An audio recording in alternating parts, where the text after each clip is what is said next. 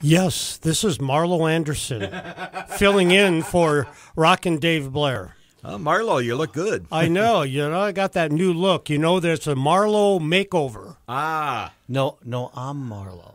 Oh, okay, we're going to play that game. No, we're trying to figure out where is Marlo, Anyway, hey, Rockin' Dave Blair here along with Mr. Jim Walsh in the studios, and we got a pretty boy, Captain Cybernet, John Nagel. Hey, John, like good to have you with us this morning. Good morning, Tech Ranch audience. Good to see you today. Or hear you. Yeah, one of the things, John dressed up for the occasion. So John's got some stuff coming up here. Heading to, Baltimore tomorrow? Yeah, heading to Baltimore and spending a good day out there with the National Business Educator Association, trying to teach them a little bit more about cyberbullying and how to become trusted adults for the kids or children in school, K through 12 and into the college system.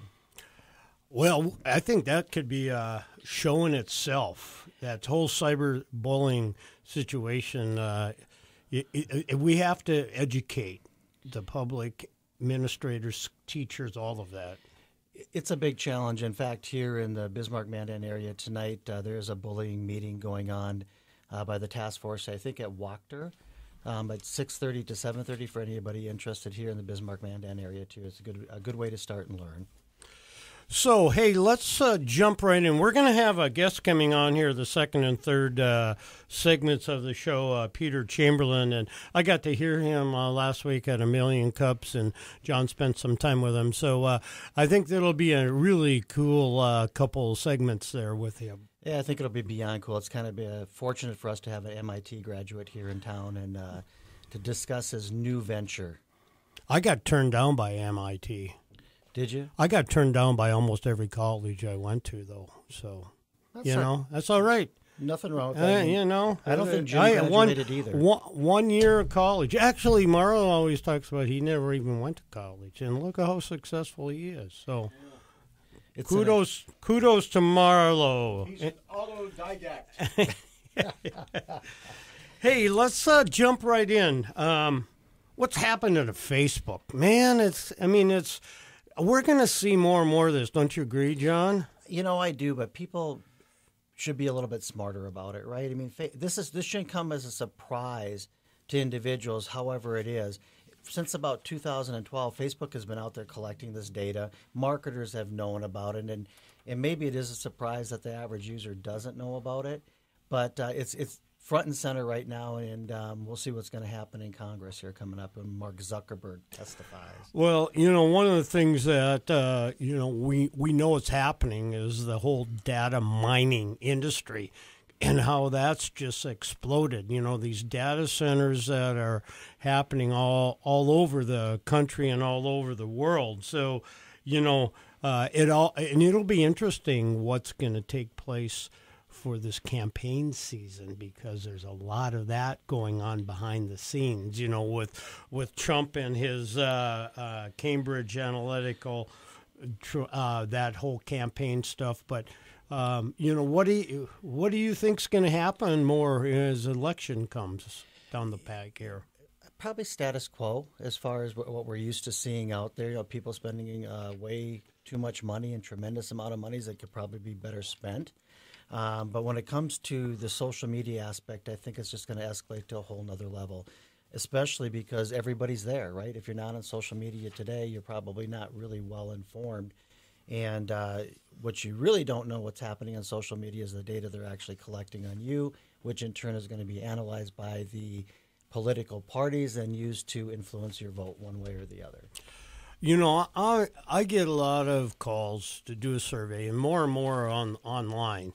And, I don't mind if they're not too long to do them, because I want to share my information, now. How is that information used? We always talk about fake news or fake surveys, but I don't mind taking 5 minutes out of my day to do that, because people are doing that. That's their job. It is, but the one thing that it's a little disconcerting at times, it's one thing if you're providing that information, it's when they get access not to you but all your friends on the social network. That's where you got to be a little bit careful of how you're sharing that information. As soon as they get in and you give them that access, then the next thing you know, all your friends, your contacts, all those things by default become open to them. So now instead of getting one, they got 500 people. And that's what's happened. That's really what was going on in the Facebook world is they got in and did the survey as what the gentleman did. You could probably say it was unethical from a research standpoint, but he didn't do anything illegal. I mean, it was there. Facebook built that API out there called the Graph API for marketers to actually go in and use the data that's there. So how John, being a cybernet specialist out there, what's some of the things that we can do to, protect ourselves? One thing that came on is that, don't keep your Facebook app open. Close it at times until you need it. It is, and then make even the Facebook Messenger app out there, right? That they want that to be your default messenger. They get information from there. But let's not be totally misled here either. They gathered information from Android phone users for years. iOS was a little bit better protected with their policies and procedures. But what it comes down to is knowing what you're signing up for. If something's free, it's great, but at the end of the day, they want data from you. They want information from you. That's how they make money. That's how they create Facebook. So you're going to have to give something away. What you give away is up to you. And the challenge becomes the privacy and policies and terms and conditions of when you sign up. But who reads those anymore, Rockin' Dave? Yeah. They're like 50 pages long. How does the average person go through it? There's got to be a way to make it simpler, and maybe that's where regulation starts. Not a proponent of regulation, but at the end of the day, something has to be done to make this a little bit better for the average user. So we just have to prepare ourselves about, these free services and free surveys out there. And I guess we're just telling our listening audience, just be careful. Just be careful out there.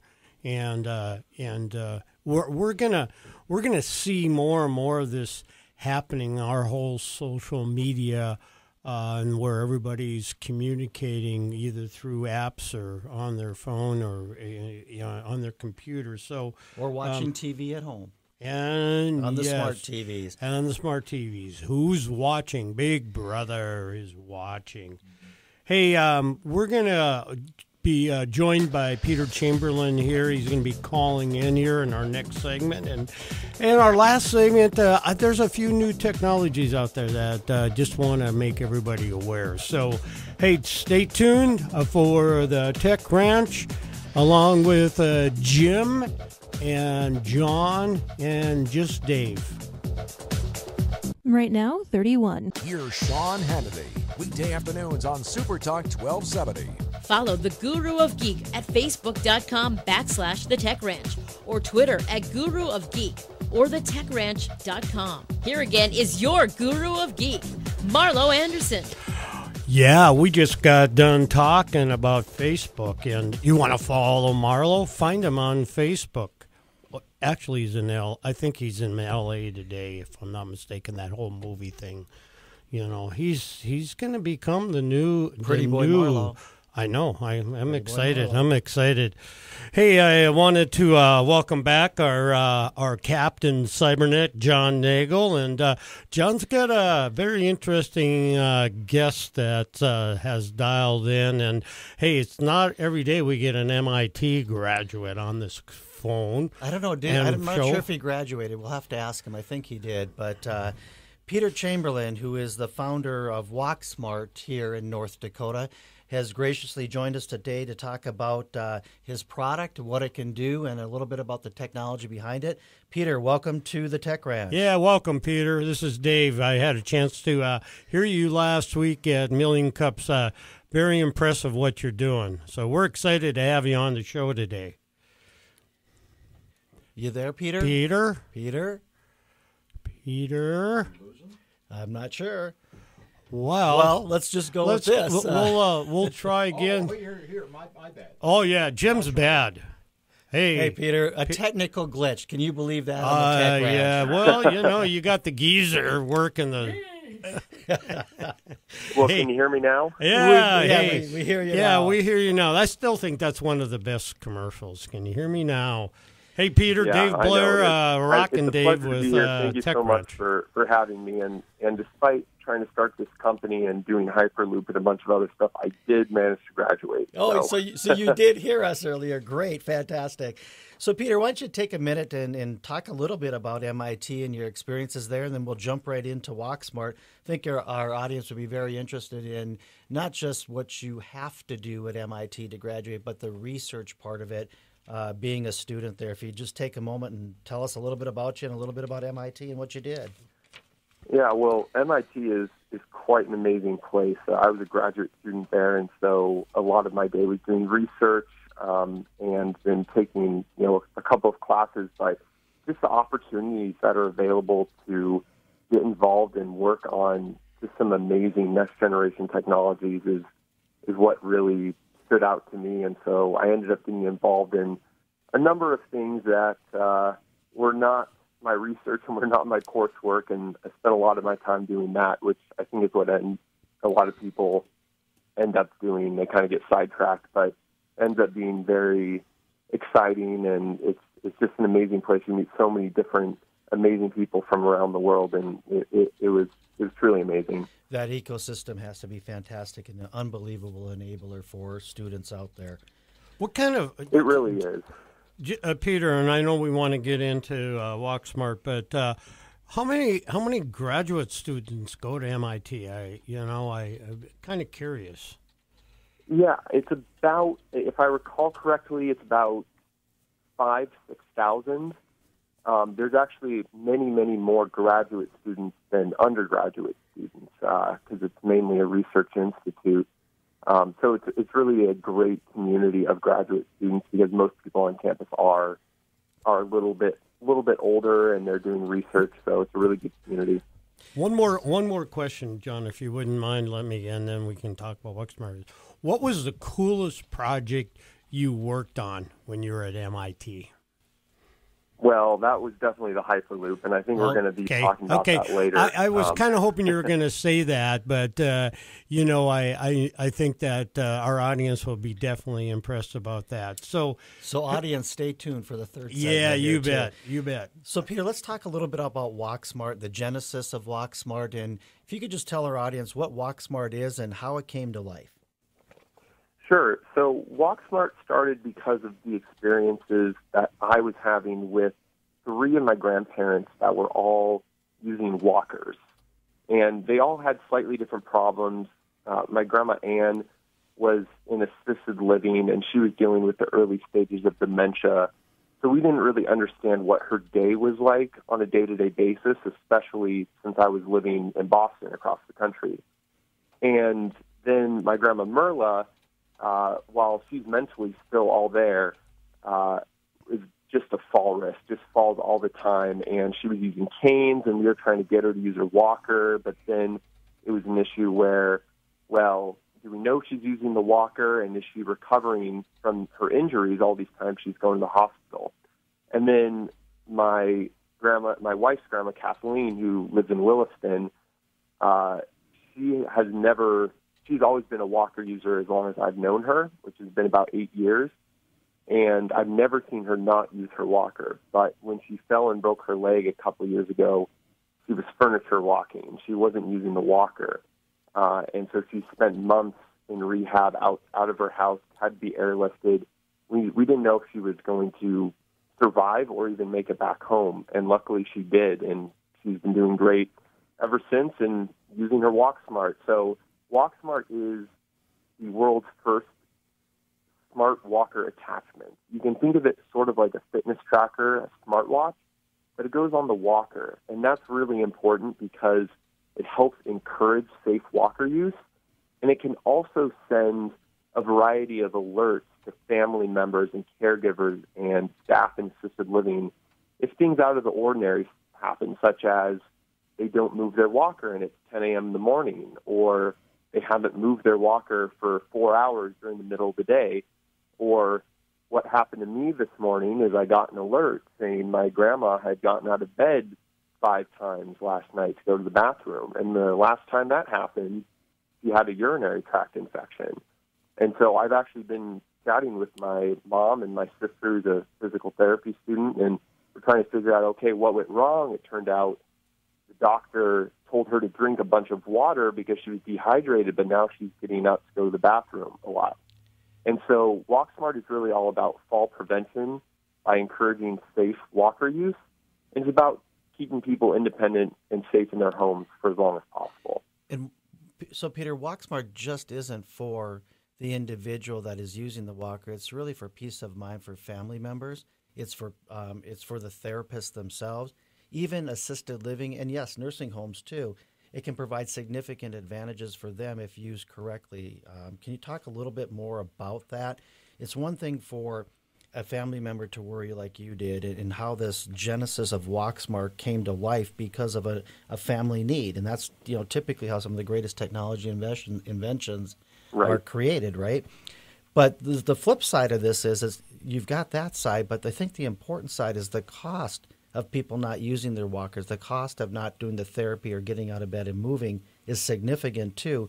So the other side of the market is really the assisted living, the healthcare people, even therapists, etc. Can you talk a little bit about the benefits there and the billions of dollars that are being wasted due to falls and not using their walkers? Yeah. So the number is $34 billion a year spent on falls and fall-related costs. And obviously those are not all walker users, and they don't all happen because they're not using their walkers.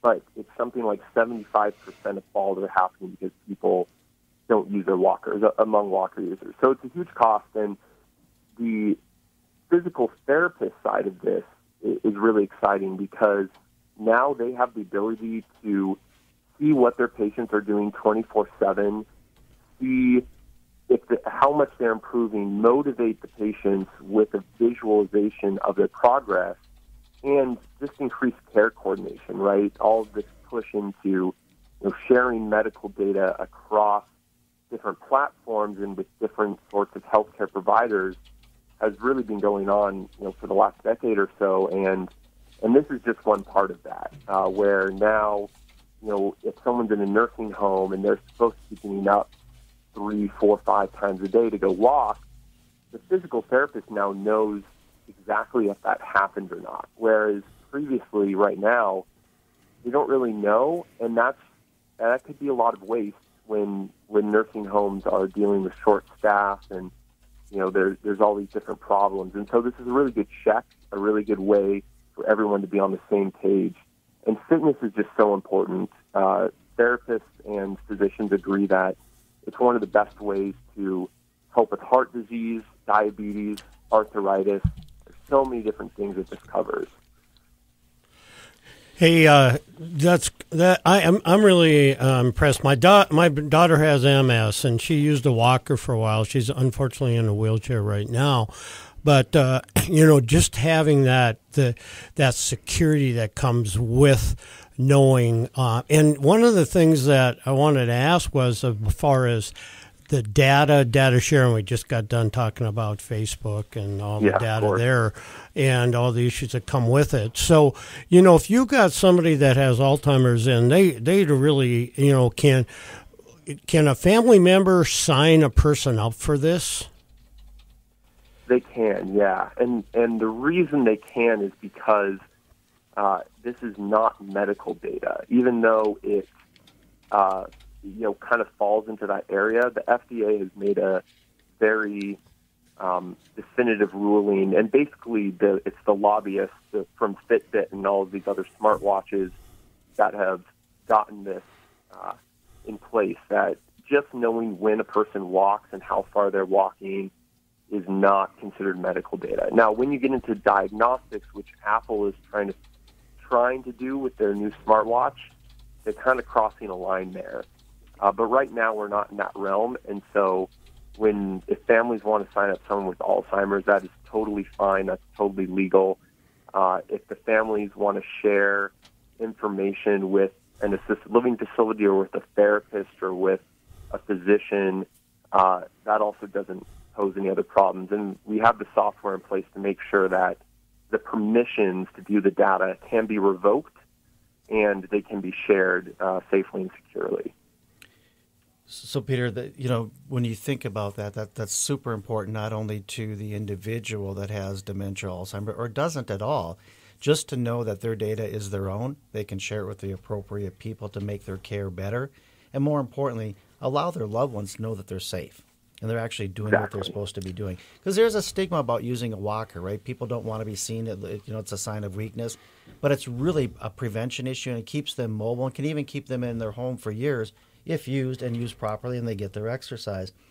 The one thing that's fascinating to me about the WalkSmart device is it's a combination of multiple technologies that were put together that were unique in their own ways, but combined become something really, really special.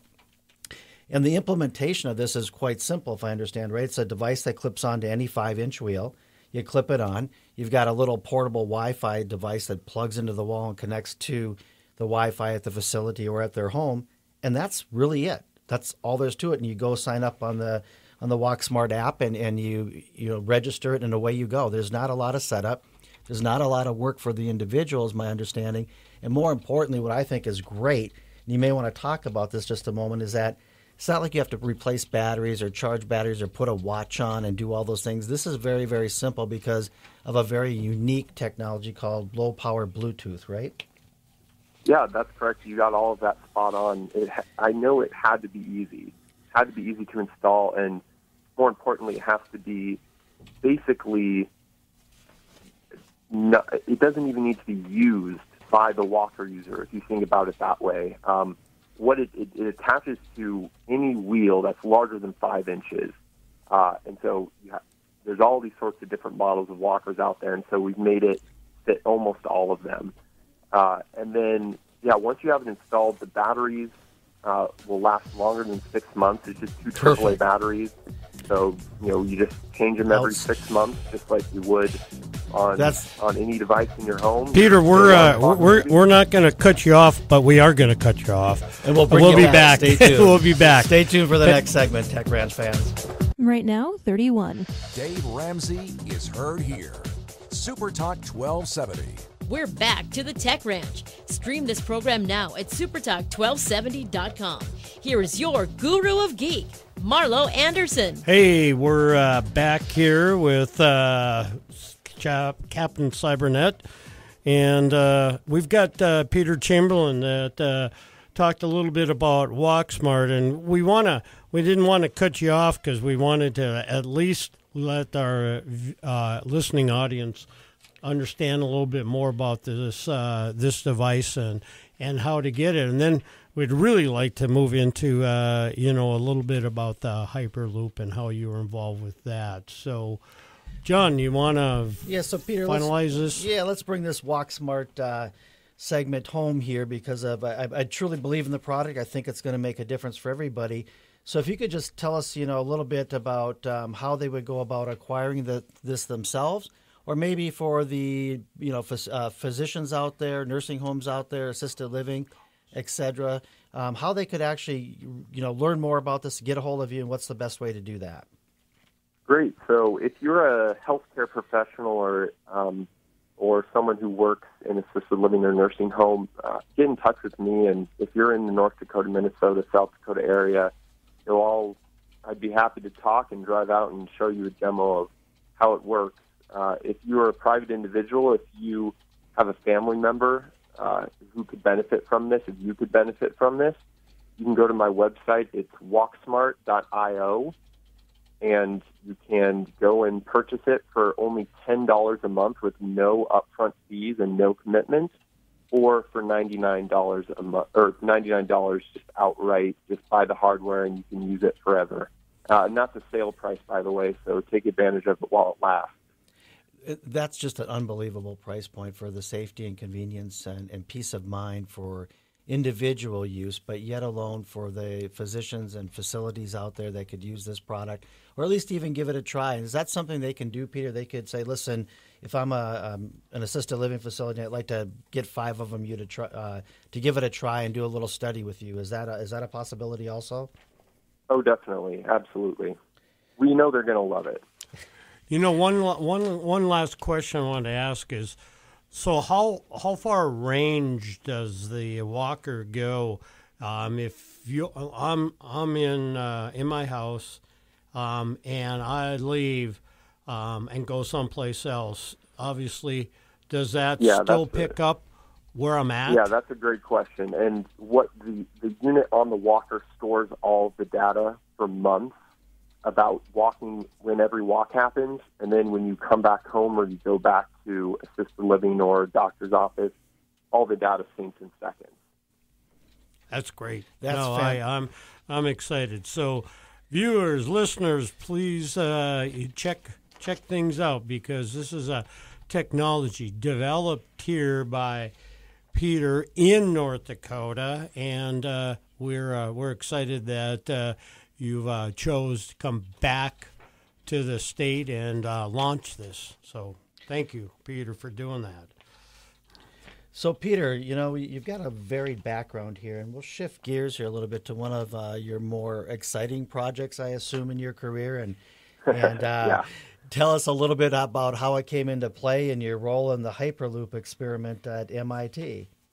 Yeah, so I was sitting in a room in a maker space at MIT with a bunch of my friends, thinking of a cool summer project to work on, as if we weren't busy enough already. And when Elon Musk sends out this tweet saying he's starting a student-run Hyperloop competition, and we thought, oh, we have to do this. And we didn't know how it was going to take off and how much time we needed to put into this, but our team of about 30 people ended up building the world's very first functional Hyperloop prototype.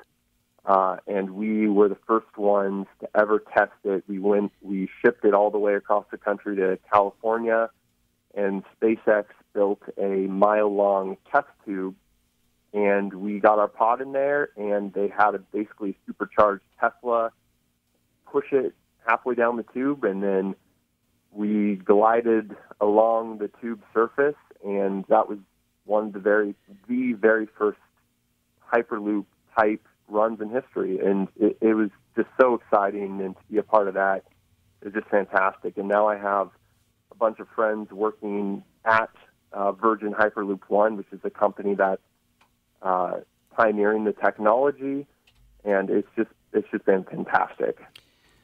So how do you convince a research facility that's getting paid for you guys to develop research when you've got a bunch of guys sitting in a maker space saying, hey, this is probably cooler than what we're working on, and let's go after this one?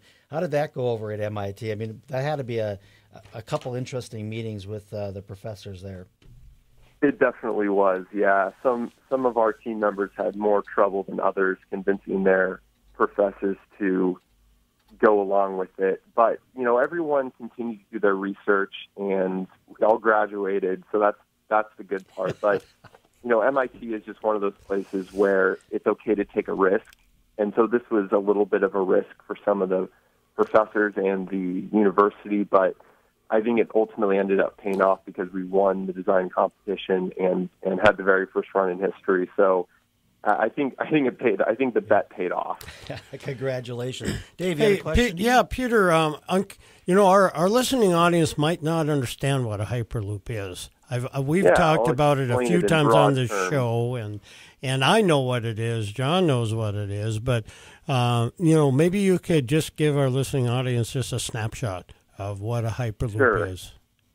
So the Hyperloop is really the first form of transportation that's been invented in 100 years, other than maybe spacecraft. I would say the first, land-based form of transportation. And what it is, it's really a pod that goes in a vacuum tube and shoots you across the country.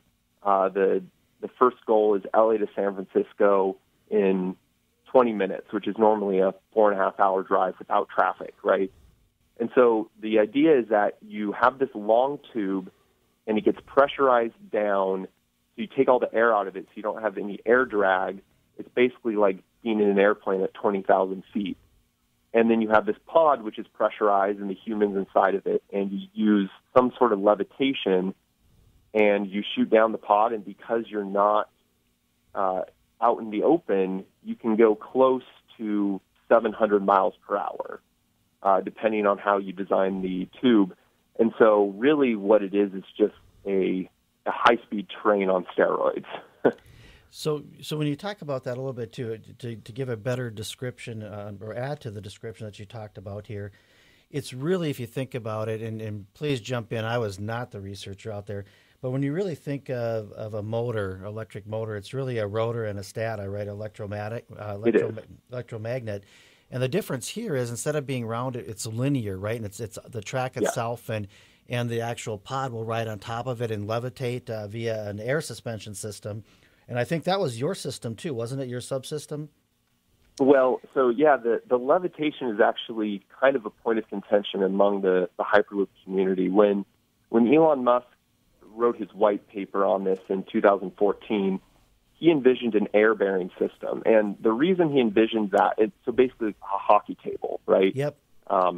And the reason he envisioned that is because you have to have a compressor for the air that is left in the tube on the front of the pod in order to overcome what's called the Kantorowicz limit. And the Kantorowicz limit is basically saying if you put something in an enclosed tube and you run it down the tube, you're basically creating a piston.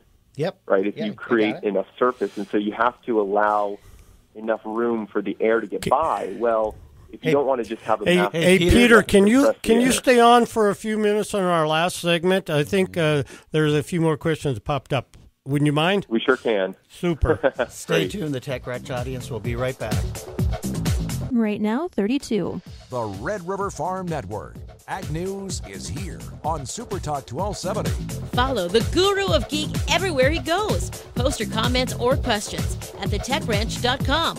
Once again, your Guru of Geek, Marlo Anderson. Hey, we're winding down here, Rockin' Dave Blair along with Captain Cybernet John Nagel and, of course, Jim Walsh. Hey, Jim, you're looking dandy, by the way. I forgot to tell you that earlier. Hey, we've got Peter Chamberlain, and I didn't really want to cut him off on that third segment about the Hyperloop because I think it's something that's coming, but I think a lot of our listeners want to know is it real? How long before it's going to happen? Kind of maybe the infrastructure that's going to take place, and are we talking a lot of money to make this work? Can you answer a few of those questions, Peter? I absolutely can. I don't have a crystal ball, so you never know what's going to happen. But in general, if you think about the technology itself, it's there. It's definitely possible. They're testing it out in the desert. That's not going to be the issue. The issue is going to be the human factors. It's going to be, can we actually get the land easement to build this thing above ground? And what is kind of how much political impetus is there to actually get this done? And then from a social perspective, who benefits the most from building a system like this? The people who are building it say the tickets might cost something like $20 to get to LA to San Francisco. I think it's going to be way more expensive than that, at least to start out with. So you have to consider, who's actually going to benefit from this? Is it just the elite, or is it going to be people as a whole? And what about when you talk about what about the environmental impact? Any thoughts on that, Peter, at all? The environmental impact should be overwhelmingly positive if it gets built. The great thing is you can put solar panels on top of this whole thing, and it has enough capacity to power itself. So it could be really, really great for the environment. And as far as the construction of it, you can put it up on pylons. You can go over farmland, just like a telephone pole does, basically. That should not be the reason that it doesn't get built. Well, you mentioned something, too, about going over farmlands, and people forget the Hyperloop. You hear about people being transported, but it's also about commodities that can be transported this way, which will also bring a different kind of economic impact. And it doesn't have to be commodities just on land. It could be, a seaport that could actually go out, a couple miles out into the ocean and take it right off the cargo ships, too, which is a whole other benefit, or maybe a negative, depending on how you look at it. But we forget to talk about that a little bit. One last question I have for you. There's this ongoing debate between Elon and Dara Khosrowshahi, the Uber CEO. So are flying cars going to be better, or is the Hyperloop going to be better? it's going. We keep hearing a little bit of noise about that, and sometimes they have a little Twitter battle going on. But at the end of the day, any opinion on the Hyperloop versus the flying car? Well, they're really four different things. The Hyperloop is going to be fantastic for trips that are a couple hundred miles long, where taking a plane it really isn't worth it, but driving takes many hours. Flying cars, I believe, would be something for the cities. That technology, in my opinion, is probably farther away than the Hyperloop, in all honesty. So they're really four different things, and I think to compare them apples to apples is a little bit silly.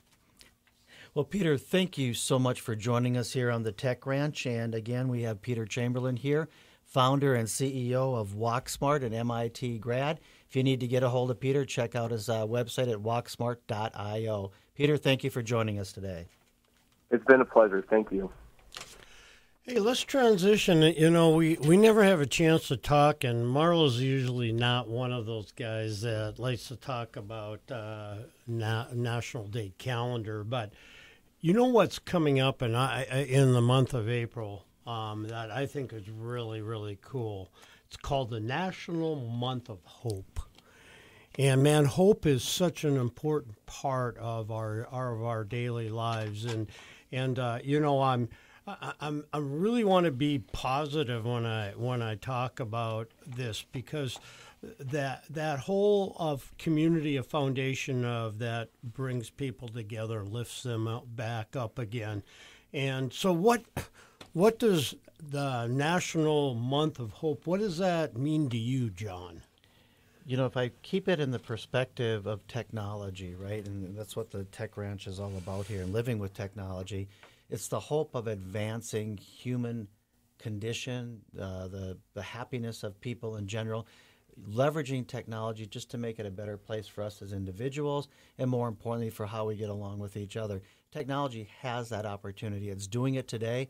We just have to look at the opposite side of what's going on there, be aware of it, monitor it, and make sure we mitigate it properly. But we don't want to limit the technology advancements which will advance the human condition, human opportunity, and the quality of our lives. So I have a hope for technology and making the world a better place as we move forward. Well said. So, hey, just think about that, listeners, this month of April. You know, they always talk about April showers bring May flowers. Well, you know, all of that is really good, but let's always keep in mind to be respectful of others, and hope is such an important part of that. And the technology side of things that the Tech Ranch has been founded on is exciting, just like you heard today from Peter Chamberlain. You know, I wanted to just bring up just two things that are kind of interesting as I was going through some new technologies, and actually one of these, and I brag about North Dakota a lot because, hey, I'm a North Dakota boy, and I know that this broadcast goes all over. But John, have you ever heard of this group called EverQuote? I have. Surprisingly, I heard of it when I had spent some time in Florida a while back. So I believe they are a Fargo company. Is that correct? Yeah, it's a whole bunch of math grads that got together, and they're disrupting the auto insurance industry. And what does that mean? Is that they have this app available out there that, you know, if I'm looking for new auto insurance, one of the things you do is you have to click on each one and get a quote back, and pretty soon all that information, I'm getting calls like crazy. Well, this app allows you to look at all the different insurances out there that best fit your needs. And so you can pick and choose and look at it from a standpoint. And, man, there's lots of savings out there. I know in the insurance industry is a multi-billion-dollar industry. But these guys in Fargo came up with this app that will allow you to go on there and check out your insurance rates and seeing if you can save some money. Kind of like the Trivago for the hotel and travel industry in a Oh, way. yeah, exactly. Yep. And I'm sure that there'll be many more out there. So, you know, EverQuote. And we're not getting paid from them, but I thought it was always good to plug another company here in North Dakota. Just technology making your life easier. Can you imagine not getting contacted by the 17 different insurance companies you had to go talk to Yep. and try to figure out what the best quote was? Much better this way. Yeah. Hey, I know we all look at movies and whether we're staying at home watching Netflix or we're renting them or whatever, but it's still fun to go to a movie theater, have that movie theater popcorn and take out a loan for it. But there's a company out there. It's called Movie Pass. Have you ever heard of them? I have heard of Movie Pass. Yeah. Yep, not a bad offering at all. Makes life easier. $6.95 a month, man, and you can just go to as many movies as you want. And so, like I said, I'm not a big movie goer, but people that are, hey, take advantage of this called Movie Fast. Now, some of your movie theaters might not accept this. Is a card that you get, and you download it, put it in there, and then you can check on, what movies are happening and if there's seats available then too, and it doesn't cost you anything. Yeah, and there's some time limits too, is when you can see it. If it's a premium time like Sunday afternoon, they may not allow you to go or a particular day, but it does lower the cost, gets you out of the house, and it's a good family experience for probably $20 or less versus the regular $40. Well, as we look at the technology and what's happening out there, one of the things that we talked about last week was all the jobs that are going to be either disruptive, lost, but new jobs that are going to come back. And so one of the things that we all have to keep in mind is that how important it is for us to be on top of all the new things that are happening out there. And we're always happy that we can provide good information here at the Tech Ranch. And we're always excited that Marlo's not here, and then we can mess up his show. So, hey, John, thanks for joining us. Thank you much, and we'll see you all later, Tech Heads. See you next week. God bless, man.